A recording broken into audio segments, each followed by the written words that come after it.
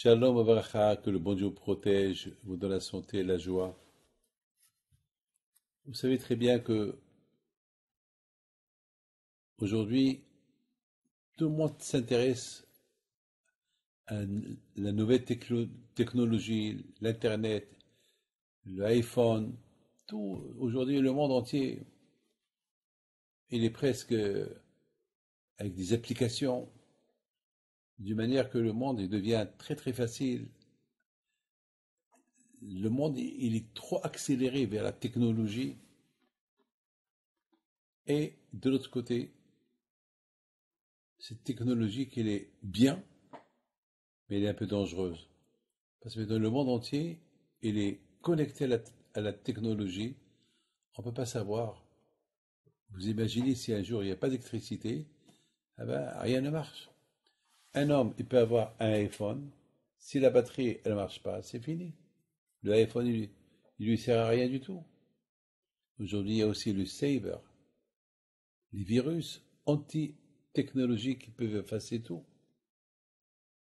On commence à voir aujourd'hui, regardez ce qui se passe aujourd'hui, beaucoup de fois on entend des attaques de cyber qui font perdre des milliards de dollars. D'un côté, il y a la nouvelle technologie, et de cette nouvelle technologie, il y a eu une invention d'une nouvelle technologie qui s'appelle cyber, qui peut faire beaucoup, beaucoup de dégâts. Et c'est la raison pourquoi moi je pense que la, la vraie guerre mondiale pour moi, on a eu la Première Guerre mondiale, la Deuxième Guerre mondiale. Pour moi, la Troisième Guerre mondiale, c'est les attaques de cyber. C'est plus, ça va pas être les armes, c'est qui va contrôler le monde. Parce qu'avec les armes, c'est détruire le monde. Et je ne pense pas que les superpuissants, ils ont un intérêt pour détruire le monde. C'est un suicide. Donc, une autre manière pour détruire le monde, c'est, vous savez qu'avec les cyber aussi, ils peuvent détruire toute la technologie qu'il y a dans les bombes atomiques. Vous imaginez que tous ces bombes atomiques, il y a tout c'est de l'électronique. Avec une cyber, on peut tout paralyser. Tout peut être paralysé. Je pensais ça à la guerre de Gog et Magog. On dit qu'avant Mashiach il va venir, il y aura la guerre de Gog et Magog. Je voudrais vous dire quelque chose de grave. Il y a le Gaon de Bina qui dit que lorsque les Russes ils vont traverser avec des bateaux de guerre la mer Noire, alors on peut se préparer à Mashiach. Vous vous rendez compte qu'est-ce qu'il a dit le Gaon de Vilna il y a 300 ans?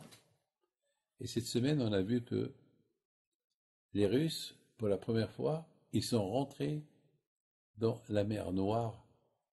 Cette semaine qu'il y a un peu une tension entre l'Amérique, la Russie à cause de l'Ukraine, la Chine. On voit maintenant l'Europe avec l'Amérique, l'Amérique avec les Européens, la Russie avec la Chine avec... Enfin, il y a un balagan. Et on entend des attaques de cyber à gauche et à droite, avant les, avant les vraies attaques. Donc, mes amis, qu'est-ce qu'il nous reste à faire?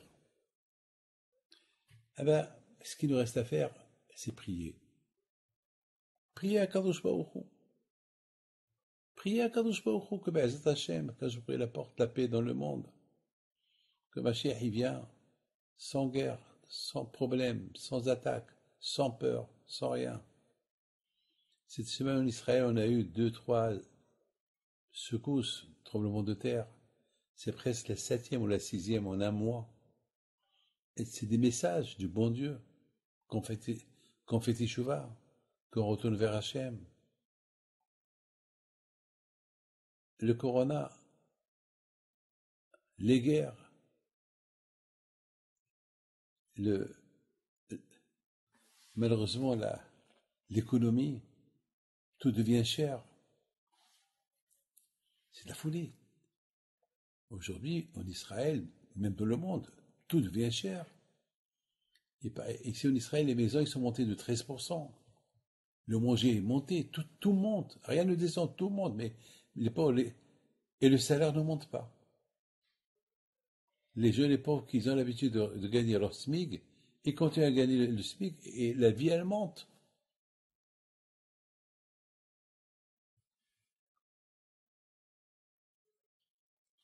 J'ai rencontré quelqu'un, un ami à moi, à, à New York.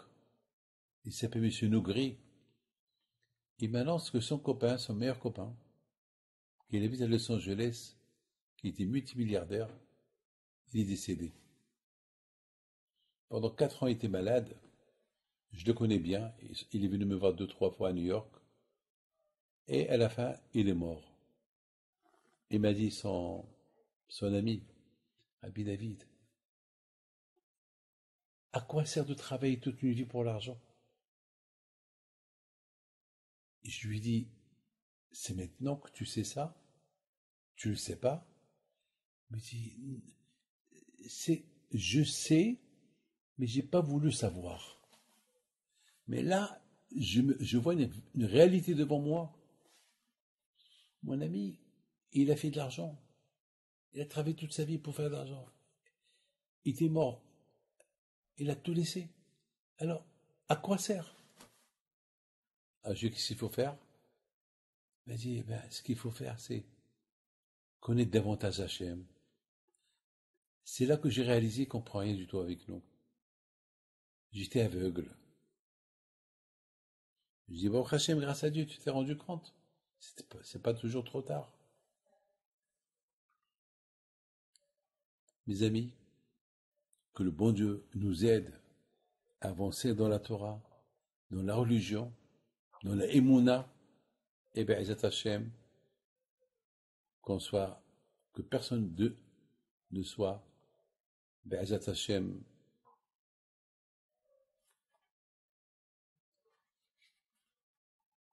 que personne, Ezat Hashem, ne soit puni par rapport à ce qui se passe dans le monde. Que Hashem nous apporte le bonheur, le shalom. Et puis, soit Rabbi Himpido soit avec vous tous. Amen, Kelarson, et bracha ve'atzlacha. Voilà, faites comme moi, heureux et content. Avec tout ce qui se passe, j'ai les mots dans quand je vois. Bonne journée.